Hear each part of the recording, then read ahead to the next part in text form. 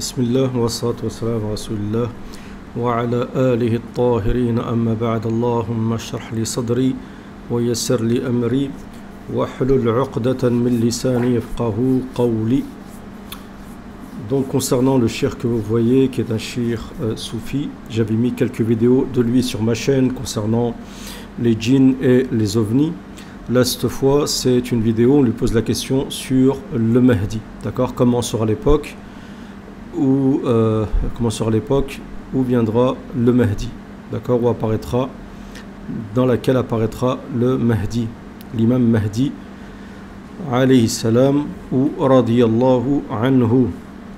Donc on va écouter, c'est une vidéo qui est en anglais, elle est traduite en français, bon, avec la traduction de Google, c'est une traduction qui est approximative, donc on va décrypter et commenter ceci comme d'habitude. Bismillah.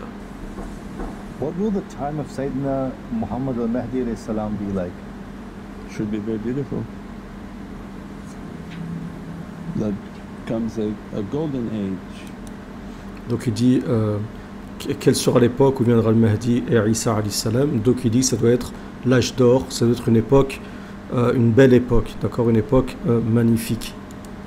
That the world will fill with its fitna, its corruptions and every type of difficulty, wars, and the earth will take itself to an atomic bomb, Donc il dit que cette époque-là, il y aura énormément de guerres, de fitna, ainsi de suite, ceci, et corroboré par des hadiths du prophète. Lorsqu'il parle de l'époque du Mahdi, il dit à ce moment-là, la terre sera emplie d'injustice et d'iniquité, et lui il viendra avec la justice et l'équité.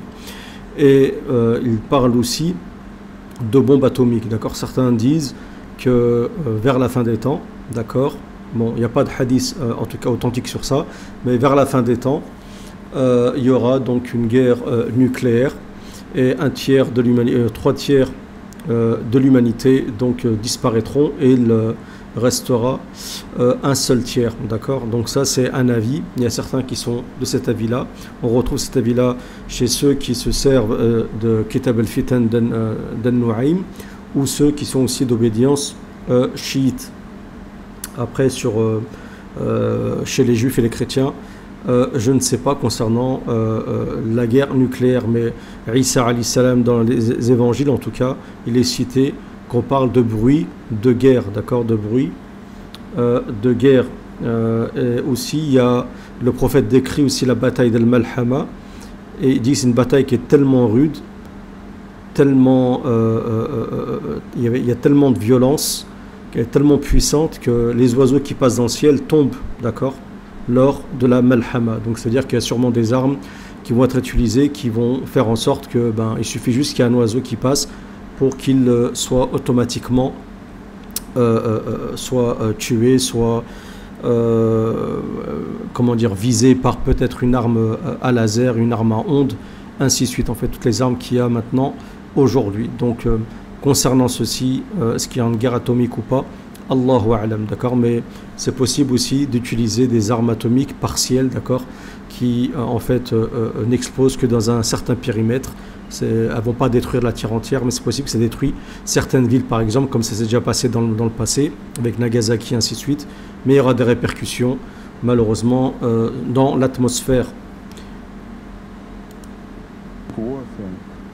And for 100 days of warfare in which the earth will feel that there will be nobody left because they're going to try to annihilate each other.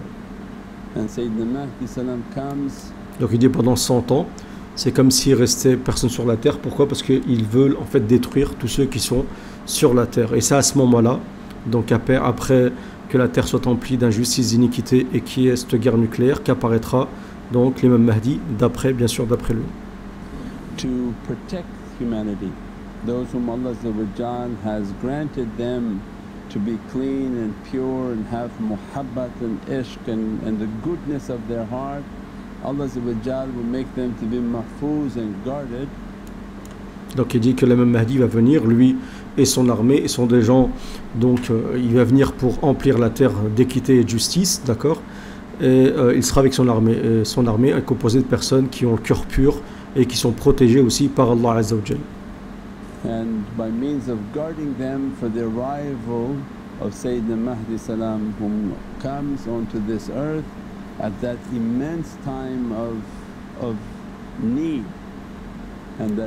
Donc le Mahdi apparaîtra dans une période où l'humanité aura besoin, donc en quelque sorte, d'un sauveur. D'accord. Il faut savoir que, on l'avait déjà dit, mais c'est cyclique. Lorsque l'islam est apparu au début, le prophète a dit l'islam a commencé étranger et il redeviendra étranger, donc c'est cyclique. Et lorsque l'islam est apparu, la mission du prophète est apparue à un moment opportun dans l'histoire, d'accord, où il y avait un besoin que l'islam apparaisse à ce moment-là, d'accord, en tout cas du moins la législation du prophète et le groupe de compagnons. Pourquoi? Parce que les grandes civilisations étaient en décadence et en déclin, et l'islam a revivifié en fait tout simplement la terre sur le plan spirituel. Make 4 takbirs and shut all their technologies and all their warfare and their technical warfare will all be destroyed. Donc là il dit que le même Mahdi avec 4 takbirs en disant 4 fois Allahu Akbar va détruire toute leur technologie et leurs armes sophistiquées. Donc moi je suis pas d'accord avec cette vision là, parce que ça c'est un peu une vision malheureusement avec tout le respect que j'ai pour ce shir et pour tous les musulmans avec qui je diverge, c'est qu'il y en a, ils ont une vision un peu comment dire, un peu cinématographique, un peu une vision qui est un peu aussi soufi en quelque sorte, d'un Mahdi qui comme ça va juste dire Allahu Akbar, d'accord, et va détruire toute la technologie qu'il y a sur terre. Malheureusement ça ne se passe pas comme ça. Il y a Muhammad alayhi salam qui est notre prophète, qui est encore mieux, d'accord, on est d'accord, que le Mahdi alayhi salam wa ala alihi. Il y a une personne dans le commentaire qui m'a fait plutôt par email, excusez-moi, qui m'a fait la remarque, qui m'a dit pourquoi en début de vidéo tu ne pries jamais sur le prophète, sur sa famille. Donc j'ai dit je essaierai de le faire, et j'ai oublié de le faire en début de vidéo, de la shaitan. Donc c'est le shaitan qui m'a fait oublier ceci. Donc je prie sur la famille du prophète, sur le prophète et sur sa famille. Et donc le prophète lui-même qui est mieux que le Mahdi, d'accord, largement, parce que le Mahdi c'est pas un prophète. Le prophète a lui-même fait des efforts, s'est sacrifié, donc pour pouvoir apporter la victoire, d'accord. Ça s'est pas fait en disant Allahu Akbar et à un moment toutes les civilisations se sont non, il y a eu énormément de sacrifices, non seulement de la part du prophète mais aussi de la part des califes et des compagnons qui sont venus après le prophète alayhi salam. And we'll bring all the jinn that are operating those machineries and bring them down. Donc il va avoir l'aide des djinns qui vont détruire toutes ces machines-là. Pareil, on n'a pas dans les hadiths du prophète sallam d'éléments qui nous prouvent que les djinns vont aider Al-Mahdi. Il n'y a pas de texte concernant ceci, d'accord. C'est possible que les djinns musulmans aident le Mahdi, il n'y a pas de problème, mais qu'il y ait une alliance avec les djinns comme ça se fait avec Sulayman, ça c'est plutôt du côté de l'antéchrist, mais il n'y a rien, il n'y a aucun texte, d'accord, car l'alliance avec les djinns se fait c'est fait avec le prophète Sulayman alayhi salam, qui est pour moi Dhul Qarnayn. Donc Dhul Qarnayn a pu bénéficier de l'aide des djinns, mais Mahdi je ne pense pas, en tout cas. Encore une fois, je pense que c'est il y a une vision du Mahdi qui est un peu imaginaire, une vision qui n'est pas vraiment réaliste, d'accord, elle a un peu extrapolé, et je ne suis pas d'accord avec ceci.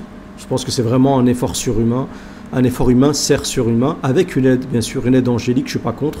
Le Tariq par exemple est une aide angélique, l'aide des anges, oui, l'aide d'Allah Azza wa Jal suffit amplement, d'accord. Sayyidina Mahdi alayhi salam comes, he is an immense power, so electromagnetic pulse. Là pareil, il aurait une puissance électromagnétique, d'impulsion électromagnétique. Là encore une fois je ne suis pas d'accord. Je pense que ceci c'est ce qui ressort un peu des personnes qui sont on va dire ceux qui aiment bien faire des recherches dans les civilisations anciennes comme l'Égypte antique, le disent qu'ils utilisaient même à l'époque de l'Atlantide une matière comme ça électromagnétique qui leur a conféré leur puissance, que même Sulayman alayhi salam avait donc ce pouvoir électromagnétique. Je ne pense pas que le Mahdi aura une quelconque comme ça puissance électromagnétique. Et encore une fois, Allahu a'lam, Dieu seul sait. C'est mon opinion, car je me base moi sur les hadiths, sur la parole des prédécesseurs, et ce qu'on peut aussi extraire du Coran, mais pour l'instant, j'ai pas de connaissance de ceci. They understand that technology now. You know, you can send electrical energy and you can shut down entire electrical system. Donc bien sûr, il parle de cette technologie, elle existe. Je pense qu'il y a des États qui possèdent cette sorte de... C'est comme en fait une bombe nucléaire, mais magnétique, d'accord, qui détruit tout simplement tout ce qui est électrique, à énergie. Donc ce qui vous pouvez détruire comme ça un pays uniquement avec une bombe, je crois que ça s'appelle EMI ou un truc comme ça. Et je pense que c'est fort possible que l'État d'Israël possède ce genre d'armes, d'accord, mais que le Mahdi ait une telle arme, à ma connaissance, non.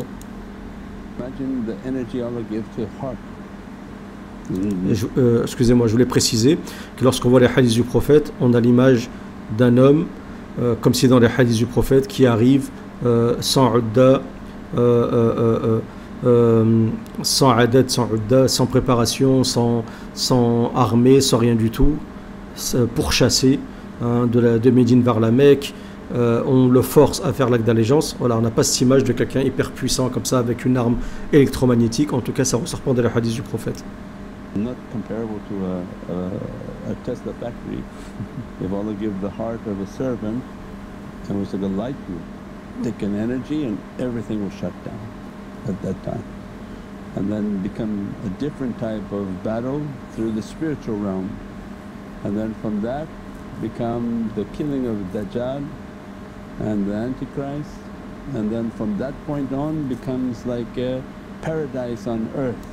Donc ça après, qu'ensuite sera tué donc le Dajjal par Isa alayhi salam, et qu'il y aura un paradis sur terre. Ça c'est corroboré par les hadiths du prophète, ce qu'il vient de dire exactement.